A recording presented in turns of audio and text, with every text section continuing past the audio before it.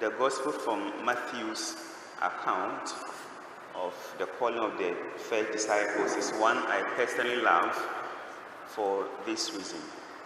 The gospel begins uneventfully, or let me say with no special remark.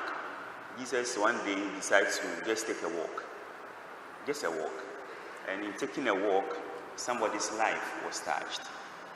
And it is true even today that we don't have to expect Jesus in some special encounters.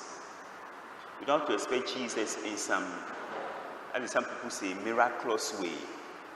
You see Jesus pass by in the ordinary events of life. Here at church, at home, at the workplaces, Jesus just passes by. He passes by and he passes by. So you want to try to see Jesus if he passes by the shores of Galilee in your life and in my life. Let us have the eyes to open to see. It's very important. And then we hear that he calls some men, Andrew is mentioned, whom we are marking today, to be disciples. But we know the story better because we know that in the end they became apostles. So their destiny has changed from disciples to being apostles. St. Andrew, whose feast we mark today, is known to have been one of the close disciples of Jesus. Because if the 12 are being mentioned and being listed, usually his name comes second after Peter. You know, the order is very important. For the fact that he keeps coming second after Peter means that among the 12, he was someone who was very well respected and had a high place of honor. We are also told that, especially in John's Gospel, that one time there were some people wanting to see Jesus. Chapter 12, they came and said, "Sir, we wish to see Jesus." That is my theme for Advent, actually.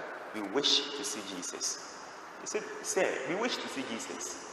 Then they went to Philip, and Philip took them to Andrew, and Andrew took them to the Lord. I think that should be our desire this Lent, this Advent, as we say, that we should wish to see Jesus. We are asking for permission. We are booking appointment with Jesus. Let us try to see if the rest of 4 weeks of Advent, we can make an appointment with Jesus. It is supposed to be your desire that at the end of all these weeks of waiting for the Lord, your wish to see Jesus become accomplished.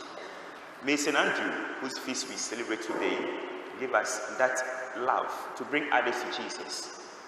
He doesn't only become a disciple, he goes to look for Peter and brings him. And that was a family man. May we have time to bring our families to Jesus. Talk about Jesus to our relatives and our families and friends. It's very important. Don't talk about him to others. First to your family. He first talked to Jesus about Jesus to his family, Peter, before others benefited. Let us make our children, our wives, our husbands also profit from our walk with Jesus. Amen.